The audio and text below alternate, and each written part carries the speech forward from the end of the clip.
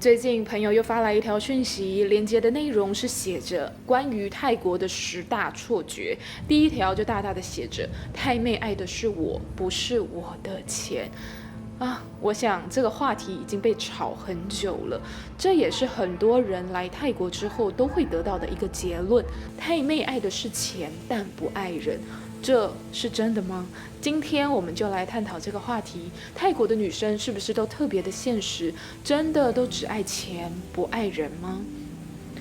如果你来过泰国，或者身边朋友来过泰国，你大概都会听到类似的一些故事。认识没多久的泰国女朋友开始跟你提到家里的父母生病了，房子漏水，弟弟要上学，奶奶住院，然后就开始跟你借钱，你开始汇钱。这个时候1次、2次、3次、4次，最后多到次数数不清，你就开始怀疑啦。爱情，你真的是爱我的吗？然后2个人就开始争吵，最后可能会演变成感情破裂啊、分手等等。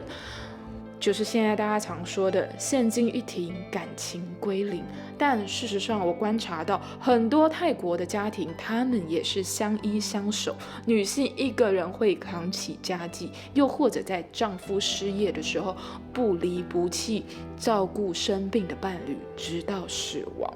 听到这里的时候，是不是就会觉得很困惑，到底是发生了什么事情？这个时候我就想要先问你个问题，你觉得爱情到底应该是长什么样子？是灵魂伴侣真心相爱，帅气美丽，心动浪漫，还是命中注定？如果你的答案是以上的任何的一种，那么其实你所相信的爱情是一种很新颖的观念，因为在人类大部分的历史当中，婚姻从来都不是为了爱情，而是为了生存。今天我们认为的先恋爱再结婚，找灵魂伴侣，真爱最重要，这套观念其实只有200-300年的历史，大约在农业社会开始。婚姻是为了劳动力，在古代的中国，一个媳妇进门就是为了要煮饭、种田、养猪、照顾老人、生孩子。所以在古代，他们不是问你爱不爱我，我爱不爱他，而是这个女生勤不勤劳，能不能够持家，家庭背景如何。所以古代的婚姻看重的是1生存，2家庭，3权利，4财产，再来是劳动力。爱情绝对不是婚姻最重要的条件，而真正的改变是来自于18、19世纪，那个时候是工业革命，因为城市化，年轻人开始可以离开自己的原生家庭，开始有能力自己赚钱，自己独立，我就可以决定跟谁结婚，所以这个时候才出现了爱情应该是婚姻的基础。听到这里，你可能会想说，这跟泰国又有什么关系啊？但这跟泰国是有关系的，因为泰国有趣的地方就是在于，泰国并不是完全的现代化，也不是完全的传统，它同时活在2个时代。很多年轻人的爱情观已经非常的现代化，非常的西化了，但在许多农村的家庭里面，婚姻仍然是一个家族系统，而不是2个人的世界。这边要跟你讲一个故事，一个东北一山的女孩子来到曼谷工作，月薪15000，寄回家里面8000块，自己留下7000泰铢，10年如一日，非常的辛苦，但她也不觉得自己很伟大，因为在她的眼里，这个就是义务，这个就是责任。所以对一些泰国女生来讲，他的观念里面，婚姻不只是你跟我，而是你、我、父母还有我的兄弟姐妹一起组成的家庭体系。一个人赚钱，全家受益；一个人生病，全家承担。所以他们的观念里面是，我不是只是为了自己活着，我是家庭的一部分。所以在这边呢，就想要跟你们讲一个泰国流传家喻户晓的爱情悲剧。故事名称叫做捆长捆 pen。这个故事的背景要回到阿尤塔亚的时代。故事的女主角是一位美丽的女子，她叫做平。在年少的时候呢，她就有一位英俊潇洒、武艺高强的军官，称之为捆 pen。他们是青梅竹马，两情相悦，所以呢，他们就私定终身。但是这里转折点来了，昆潘必须远赴沙场。好，那就在这个时候，村子里面一位偷偷仰慕平的一位男子捆长他出现了。这位捆长呢，他就是其貌不扬，胖，长相又不好看，但他却非常的有钱，而且还拥有地方的权势。所以为了要拥有平这位貌美如花的女子呢，他就欺骗平说，你的青梅竹马已经战死沙场。那个时候呢，平他的家庭里面就面临了一些经济压力，所以这个时候昆强他就趁虚而入，带着非常丰厚的聘礼来到平的家里去跟他的母亲提亲。那这个妈妈呢，她就想着说，哎呀，怎么办呢？我们家是一贫如洗，那我的这个家婿呢，他就可能随时会战死沙场，也没有生活的保障。但是如果我女儿嫁给这位有权有势又有钱的昆强，就能够保护我们的家族。所以呢，平就在强大的家庭压力与现实考量之下，只好改嫁给这个富豪昆强，就是这个又胖又丑但是有钱的人。好的，但最后呢，当然昆平他就带着他的战功与权力凯旋归来的时候，很生气嘛，他的老婆被人家抢走了，所以呢，他就利用他学到的术法法术，强行的又再把他的爱人抢回来了。抢回来之后呢，他就带着平隐居森林，但是这个有钱的富豪昆强呢，他当然没办法接受，这怎么可以？最后的局面就变成2个男人抢1个女人，他们就在那边抢过来又抢过去，抢过来又抢过去，最后这个闹剧就惊动了最高的统治者，也就是国王。国王就被迫要来解决这个纷争。他就把这个平叫到他的大殿之上，说，你现在就要当着所有人的面做出最后的决定，你到底是要一个肌肉猛男还是一个有钱的丑男，现在就要做决定。完了，这个平呢，他彻底的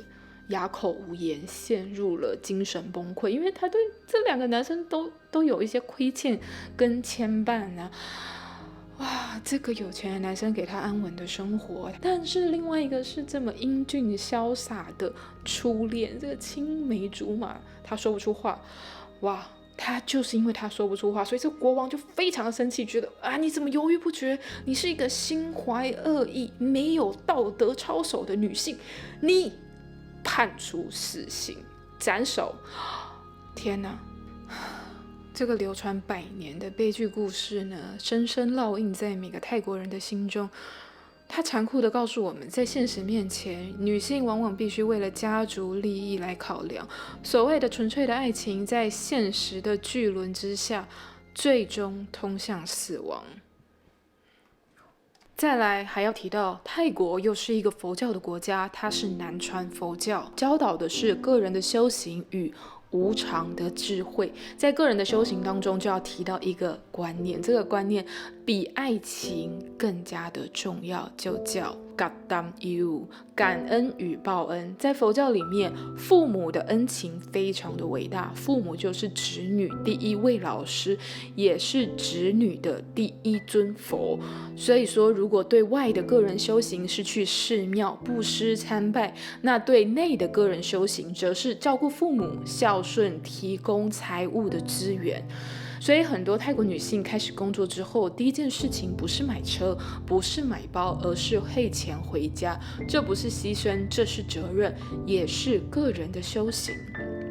而在佛教的3法印当中，又有提到无常，意识为一切的现象都在变化，苦的点在于执着于变化的事物，终究会产生不满足与痛苦。无我，没有一个永恒不变的自我。所以总结佛教3法印的智慧在于，一切因缘和合之物终将改变。所以说，身体、财富、地位、关系，甚至是生命的本身，都有可能会消失，一切行无常。所以永恒本来就不存在啊。所以爱情的重点不再是永远爱我，而是在无常之中仍然愿意承担与陪伴。那这边性别平等的议题就会出来了，因为大家就会问，为什么都听到是女性啊？只有泰国美眉跟外国男生要钱吗？难道泰国男生就不需要遵守佛法内在的修为跟报恩吗？这边就要提到泰国男性有一种很专属的报恩方式，叫做短期出家。当一个泰国的男生他剃度出家了，在泰国的文化里面就被视为完成了一个很高等级的报恩，一次的出家就能为父母累积极大的功德。出家这一个月呢，他在家庭与社会的眼中就已经是功德圆满。但女性呢，并没有像这样的途径来获得报恩毕业证书，他们的报恩是来自于细水长流、永无止境的经济供养，或者是长期照顾。所以在我们的身边也会常听到女性要照顾父母到善终，当哥哥弟弟的经济状况出现问题的时候，也必须要在经济上付出。这份家庭的期待与压力，使得泰国女性在爱情里面会希望找到一位能帮她分担这份重责大任的队友。没有错，这边可能会有人说，没有啊，我有看过泰国的女生她出家，她剃光头啊。但在泰国的社会文化跟脉络来讲，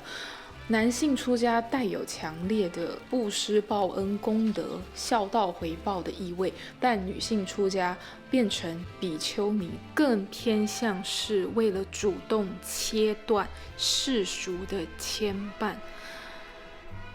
算是一种对自我的精神逃离与拯救。所以在这样的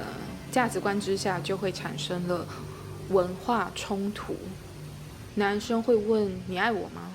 女生说爱，男生就会说那为什么你一直要跟我要钱寄钱回家里面？你是不是只爱我的钱啊？女生就会说如果你爱我，你就应该要帮我啊。男生认为感情爱情应该排第一，女生则认为爱情本来就包含我的原生家庭啊。这时候冲突就开始产生了。好，那如果这一切都只是因为家庭的责任与文化的差异，那为什么大家最常听到的故事是泰国女生向外籍的男性要钱，而不是泰国女生一直跟泰国男生拿钱呢？这边还有一个更现实到不行的问题，如果一个月薪2万泰铢的泰国男生和一个收入可能是他好几十倍的外国男生同时出现在一个泰妹面前，当房贷、学费、债务压在眼前，你会找谁借钱？其实这个时候答案并不难猜。因此，一段跨国的关系可能不只是爱情，也可能是一个改变家庭命运的机会。所以呢，现在爱情里面就混入了另外一种期待。我们常说结婚是2个人的事情，我跟丈夫建立了属于我们的小家庭，我们对彼此负责，这是现代生活的幸福。但对于拥有传统观念的人来讲，婚姻并不是2个人的结合，而是邀请另外一半进入支撑家族系统的这个体系当中。那现在我们还是要问这个很沉重的话题，他真的只是爱我们的钱吗？很多人来泰国都是在寻找爱情，但最后找到的往往都是自己的幻想。因为你以为的爱情是心动，但对于某些泰国人的观念来讲，爱情更多的是照顾与责任，是每个月寄回家的那笔钱，是下班后打给父母的那通电话，是明知道很辛苦，但他们却愿意承担。所以现实的答案其实很残酷，他真的只是爱我们的钱吗？可能是的。但现在我还有一个问题，如果你失业、没有收入、没有未来，任何国家的女生都有可能会离开，这是人性，不是泰国。如果今天有一个女孩，她不漂亮、不懂得打扮、没有魅力、不符合你的审美，你还会爱上她吗？或许会，但几率没有那么高。以我自己的感觉来讲，我觉得泰国人是一个很容易跟别人亲近的人。以前我有一个很好的泰国朋友，他对我很好，每天陪我聊天啊，讲心事，陪我去哪里。但某一天他带来了一个我完全不认识的人，我也完全没有听他说过的一个人，但我却发现他对这个陌生人的方式跟平常对待我的方式一模一样，一样的关心，一样的热情，一样的体贴，一样的充满情绪价值。那个时候我突然间心里有一个很奇怪的感觉，原来让我觉得我们两个是好朋友、好麻吉，关系很好的所有的一切，好像并不是因为我们真的很好，只是因为我这个朋友他本来就会这样对待所有的人。当我突然间发现他对我的这份专属的感觉消失的时候，我就会开始怀疑、失落，甚至愤怒，觉得我是不是被骗了？我到最后，其实我们大家都在寻找爱，寻找一段很纯粹的关系。所以，爱情到底是什么？是一种交换吗？你愿意付出时间，我付出陪伴；你付出资源，我付出关心。听起来好像很合理哦。但其实爱情也不单单只是利益的交换，但爱情也不能离开现实，因为爱情不是童话故事啊，是两个需要被爱的人一起携手建立的堡垒，是有血有泪，有争吵，有磨合，有退让，是一个一起成长的过程，是对方遮风避雨的存在，这才是爱情最深的核心。但在这个同时，我们是否可以在爱与现实当中取得一个平衡呢？回到佛教里面所说的一切行无常，身体会老去，财富会改变，地位会消失，关系也可能破裂，没有人能永远拥有任何的东西。也正因为如此，爱情真正珍贵的地方是爱，是在明知道一切都会改变的情况下，仍然愿意珍惜眼前的人。我们总是在问，他爱的是我还是我的钱呢？但也许真正重要的问题是，如果有一天钱没有了，青春没有了，外表没有了，我们还剩下什么？